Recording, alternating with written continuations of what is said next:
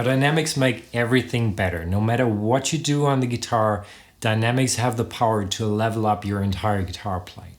Now I know it's not that new shiny thing, it's not that new pentatonic or power chord or that new scale or anything like that, but it's absolutely worth spending time practicing dynamics. Now in this lesson here, I want to give you a concrete piece of music with a huge variety in dynamics so that you can straight away work on your dynamics. I call this piece of music waves, as these dynamics here come and go like in waves. You can download the tabs down below. There are also the action steps that you need to take in order to play that piece of music. There is a difficulty level so that you know how difficult is it actually, is it worth spending some time on that, time estimation, extra tips, and some words of encouragement. The first thing I want to show you are the chords, which I find really cool. They're that nice mix of fretted notes and open strings, which makes the guitar sound like it should, right? And they're all based around that E major chord shape here. And I usually take these 3 fingers, and you probably too. But in this case here, for these chord transitions here, it's a bit easier with these 3. So middle, ring, and pinky. This is the first chord. The next one, 2 frets further, and instead of the middle finger, we don't need it anymore. We put the index finger on fret 2 G string. So I call that a stretched out E major because it kind of like looks like a stretched out E major. Then you shift that 2 frets further. Then 1 fret again, and we turn it back into that E major shape. And then you put the index finger on the top string 5th fret. In this very shape, we shift 2 frets further. And then 2 again, and we turn it back into that stretched out E major. Now, if playing with dynamics is absolutely new to you, I would suggest do this first. Test out your limits. So actually, how low in volume can you go? How soft, how quiet can you play? How can you make it almost inaudible? And then also at the other end of the spectrum, how loud can you go? How high in volume, and how far can you go with your guitar before it starts to sound nasty? And really test out the limits, the extremes.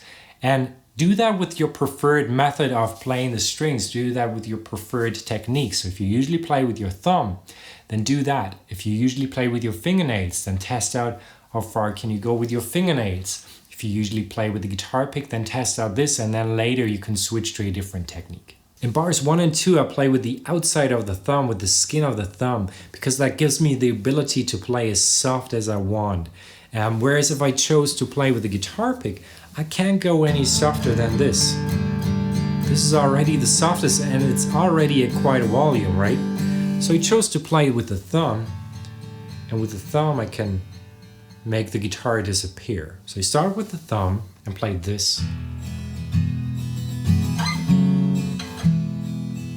So I kind of like build it slightly up towards that second chord, and then I bring it back down. Let's listen again.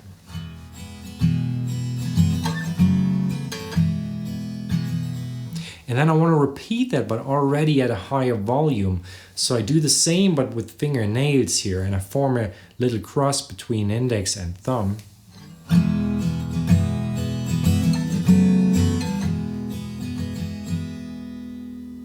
And then bars 5 and 6 I want softer than the beginning, so I switch back to the thumb, to the outside, to the skin here, which gives me again the ability to play as soft as I want.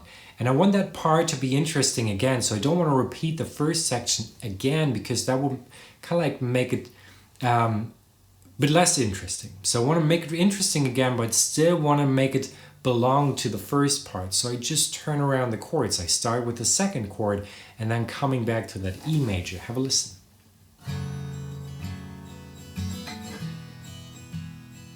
And then somewhere in that E major bar, I have to stop my strumming because I pick up the guitar pick, because the next part is played with the guitar pick. So what's happening here is that A at 9 chord already full on.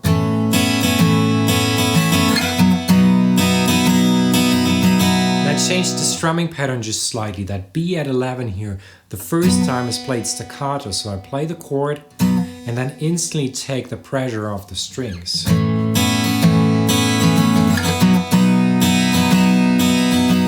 I want to repeat that, but at a lower volume. Build it up from here.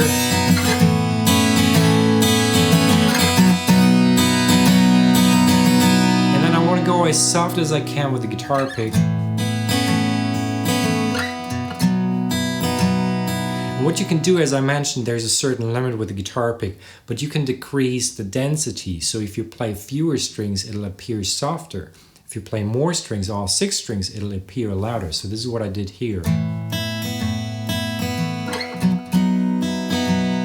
I'll play fewer strings. And now we're back to that first chord progression again. We want to make that softer again. So we have to get rid of the guitar pick. So either lay it down or just throw it away. And we want to do that step by step. So I switch to fingernails now. Then thumb.